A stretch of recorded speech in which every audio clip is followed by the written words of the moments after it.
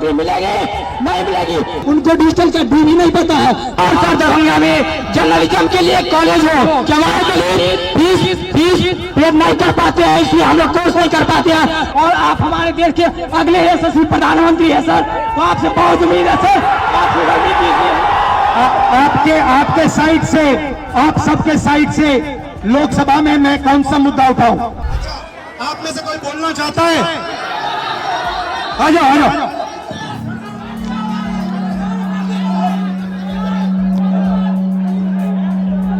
आपका नाम? प्रदीप सर, प्रदीप। यहाँ पे आपके हॉस्टल में क्या हालत है, थोड़ा बताइए मुझे। सर हॉस्टल की हालत बहुत खराब है, हॉस्टल की हालत बहुत दयनीय है। हम लोग बहुत बुरी स्थिति में रहते हैं सर। यहाँ की जो प्रशासन है उसके द्वारा बीच बीच में मानसिक प्रताड़ना दी जाती है हॉस्टल को खाली करवाकर। सर आपसे बहुत उम्मीद है, आपसे उम्मीद इसलिए है कि आप नेता प्रतिपक्ष है और आप हमारे देश के अगले यशस्वी प्रधानमंत्री है सर, तो आपसे बहुत उम्मीद है सर, आपसे रणनीति आपके साइड से, आप सबके साइड से लोकसभा में मैं कौन सा मुद्दा उठाऊं? सर लोकसभा में सर जो दलित के साथ भेदभाव होता है और शिक्षा का सर जो बजट है दिन पर दिन घटता जा रहा है, और कल्याण विभाग की जो सर बजट है वो घटती जा रही है। दलित की शिक्षा तो सर दलित की शिक्षा योजना स्तर पे मिलती है लेकिन उसको जमीनी स्तर पे नहीं मिलती है सर। ये जो नई शिक्षा नीति है इसमें सर दलित विरोधी है, इसको डिजिटलाइज करने की बात की जा रही है, जबकि हमारे समाज में सर बहुत से लोग डिजिटल से बहुत दूर है, उनको डिजिटल का डी भी नहीं पता है। तो इसके लिए सर कुछ किया जाए और जमीनी स्तर पे किया जाए सर, आपसे उम्मीद है सर आप कर सकते हैं सर। ये जो पूरा शिक्षा का सिस्टम और स्वास्थ्य का सिस्टम प्राइवेटाइज हो रहा है, इसके बारे में आप क्या सोचते हो? सर ये सर प्राइवेटाइज करने का सर ये सरकार की जो मंशा है सर, उसे SC ST OBC को दूर रखा जाए सिस्टम से सर। हम लोग शुरू से सिस्टम से दूर है, न हमारा मीडिया में कोई है, न हमारा उद्योगपति कोई है, न हमारा बड़ा बड़ा ब्यूरोक्रेट्स में कोई है। तो सर हम लोग को जो उसमें भागीदारी है वो देनी चाहिए सरकार को। मीडिया के बारे में बताइए थोड़ा। सर जो मीडिया गोदी मीडिया है, गोदी मीडिया सर हम लोग को दिखाती नहीं है, हमारा लोग मेन स्ट्रीम मीडिया में है नहीं, तो हम लोग चाहते हैं कि हम लोग का मीडिया प्रतिनिधित्व हो। और सर दरभंगा में जर्नलिज्म के लिए कॉलेज हो, जर्नलिज्म के लिए कॉलेज नहीं है, हम लोग जर्नलिज्म करना भी चाहते हैं तो वो प्लेटफॉर्म नहीं मिलती है सर। इसकी हायर एजुकेशन फीस होती है क्या वहाँ के लिए फीस पे नहीं कर पाते हैं, इसलिए हम लोग कोर्स नहीं कर पाते हैं सर। यूनिवर्सिटी में जो है कोर्स समय पर नहीं होता है, यूनिवर्सिटी में जो है सर बहुत फीस। आप क्या पढ़ते हो? सर मैं DLED कर रहा हूँ सर, सेकेंड ईयर में बाइट माधोपट्टी का होना से। कैसा चल रहा है सर? DLED तो ठीक चल रहा है लेकिन सर आगामी TRE 4 है जिसमें 23-25 वालों को मौका मिले, इसके लिए भी हम लोग प्रोटेस्ट किए हैं सर, कर रहे हैं सर। और माता पिता क्या करते हैं, भाई बहन कितने हैं? सर मेरे माता पिता सर, मम्मी तो गृहिणी है, पापा एक मामूली ड्राइवर है सर। पापा जो है 300-400 दिहाड़ी पे काम करते हैं सर। हम लोग बहुत गरीब तबके के साथ हैं, अगर ये हॉस्टल नहीं होती तो हम लोग को एक ऐसा प्लेटफॉर्म नहीं मिलता, हम लोग नहीं पढ़ते, इसलिए ये हॉस्टल है। और सर एक और मांग आपसे हम लोग करना चाहेंगे कि सर ये हॉस्टल है, हम लोग यहाँ मैट्रिक इंटर ग्रेजुएशन कर लेते, क्या मैट्रिक इंटर ग्रेजुएशन के लिए हम लोग को नौकरी मिलेगी नहीं मिलेगी, तो कंपटीशन के लिए एक छात्रावास होना चाहिए, PG छात्रावास दलितों के लिए होना चाहिए, जिससे कि हम लोग आगे की पढ़ाई कर सके और देश के विकास में अपना योगदान दे सके सर।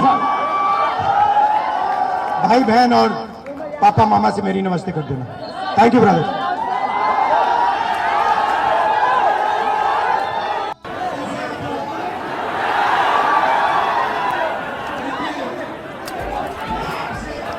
आप लोग सब लोग जाइए, साथ में ऑफिस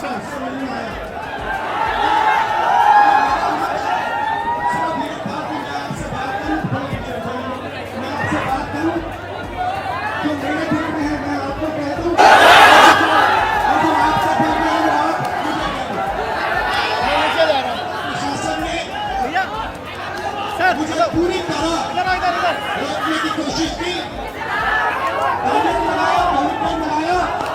और मैं पीछे के रास्ते से आपके यहाँ आ गया। देखिए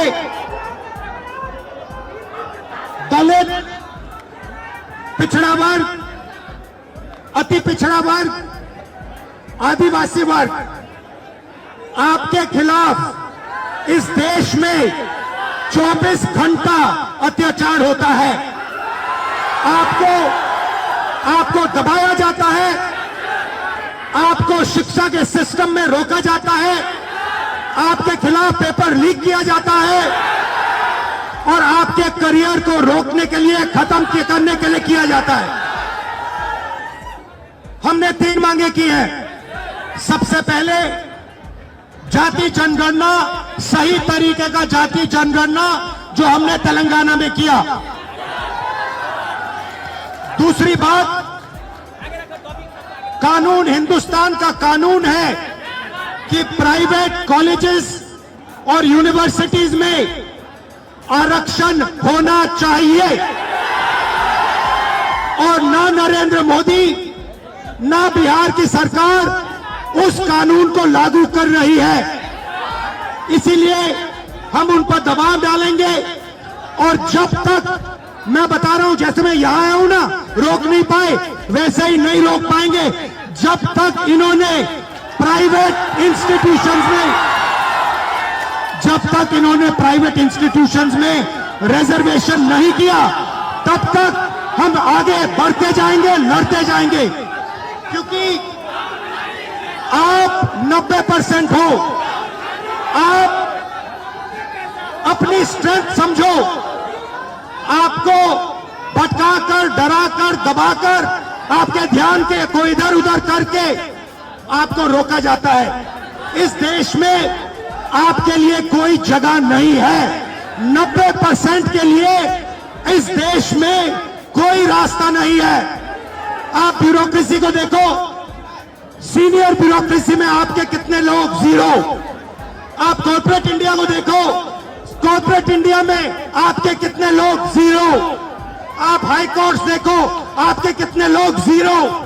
आप एजुकेशन सिस्टम के मालिकों को देखो, मेडिकल सिस्टम के मालिकों को देखो, आपके लोग कितने? 0। मगर मनरेगा की लिस्ट निकालो, आपके लोगों से भरी हुई है। मजदूरों की लिस्ट निकालो, आपके लोगों से भरी हुई है।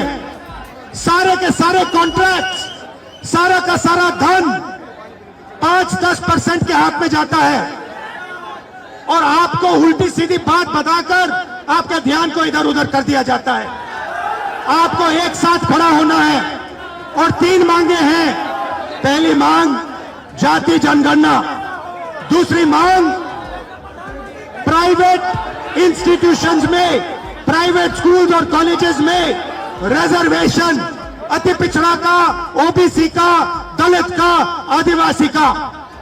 तीसरी बात, एससी एसटी सब प्लान, जो आपका पैसा है, जो आपको नहीं दिया जाता है, आपको वो दिया जाना चाहिए।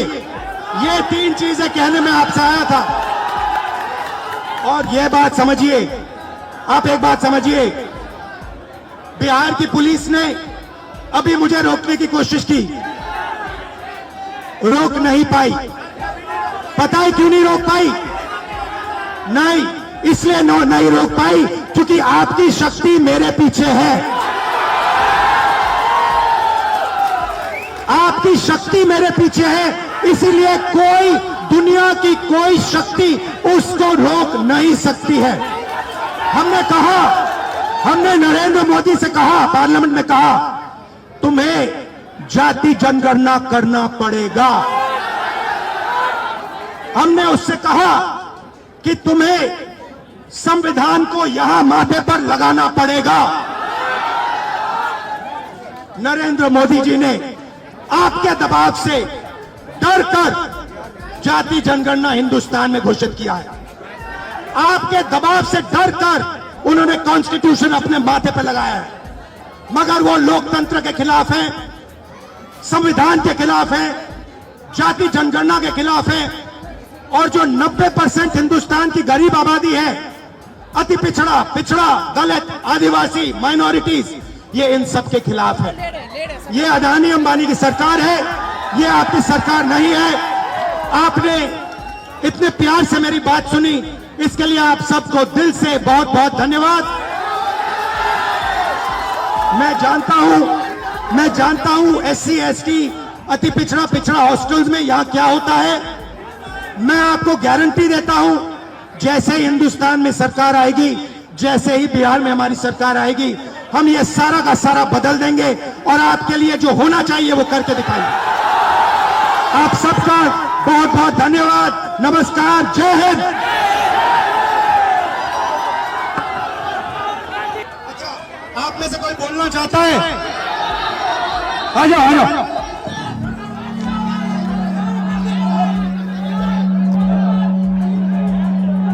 आपका नाम? प्रदीप सर, प्रदीप। यहाँ पे आपके हॉस्टल में क्या हालत है, थोड़ा बताइए मुझे।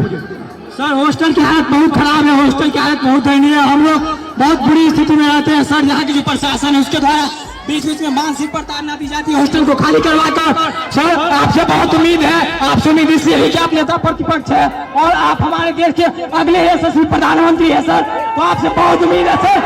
आपसे रणनीति आपके साइड से, आप सबके साइड से लोकसभा में मैं कौन सा मुद्दा उठाऊं?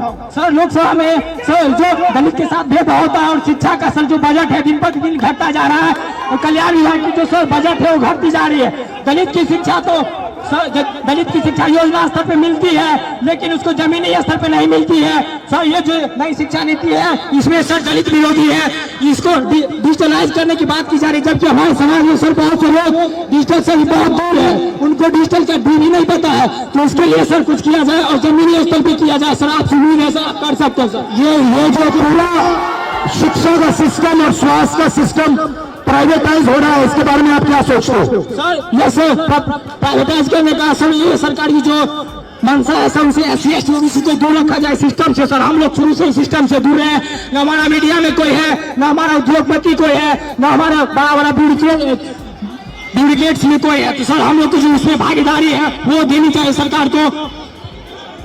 मीडिया के बारे में बताइए थोड़ा। सर जो मीडिया गोदी मीडिया है, गोदी मीडिया सर हम लोग को दिखाती नहीं है, हमारा लोग मेन स्ट्रीम मीडिया में है नहीं, तो हम लोग चाहते हैं कि हम लोग का मीडिया प्रतिनिधित्व हो। और सर दरभंगा में जर्नलिज्म के लिए कॉलेज हो, जर्नलिज्म के लिए कॉलेज नहीं है, हम लोग जर्नलिज्म करना भी चाहते हैं तो वो प्लेटफॉर्म नहीं मिलती है सर। इसकी हायर एजुकेशन फीस इतनी होती है कि हमारे फीस पे नहीं कर पाते हैं, इसलिए हम लोग कोर्स नहीं कर पाते हैं सर। यूनिवर्सिटी में जो है कोर्स समय पर नहीं होता है, यूनिवर्सिटी में जो है सर बहुत फीस। आप क्या पढ़ते हो? सर मैं अभी DLED कर रहा हूँ सर, सेकेंड ईयर में बाइट माधोपट्टी का होना से। कैसा चल रहा है? सर DLED तो ठीक चल रहा है लेकिन सर आगामी TRE 4 है जिसमें 23-25 वालों को मौका मिले, इसके लिए भी हम लोग प्रोटेस्ट किए हैं सर, कर रहे हैं सर। और माता पिता क्या करते हैं, भाई बहन कितने हैं? सर मेरे माता पिता सर, मम्मी तो गृहिणी है, पापा एक मामूली ड्राइवर है सर। पापा जो है 300-400 दिहाड़ी पे काम करते हैं सर। हम लोग बहुत गरीब तबके से आते हैं, अगर ये हॉस्टल नहीं होती तो हम लोग को एक ऐसा प्लेटफॉर्म नहीं मिलता, हम लोग नहीं पढ़ते, इसलिए ये हॉस्टल है। और सर एक और मांग आपसे हम लोग करना चाहेंगे कि सर ये हॉस्टल है, हम लोग यहाँ मैट्रिक इंटर ग्रेजुएशन कर लेते, क्या मैट्रिक इंटर ग्रेजुएशन के लिए हम लोग को नौकरी मिलेगी? नहीं मिलेगी। तो कंपटीशन के लिए एक छात्रावास होना चाहिए, PG छात्रावास दलितों के लिए होना चाहिए, जिससे कि हम लोग आगे की पढ़ाई कर सके और देश के विकास में अपना योगदान दे सके सर। भाई बहन और पापा मामा से मेरी नमस्ते कर देना। Thank you brother.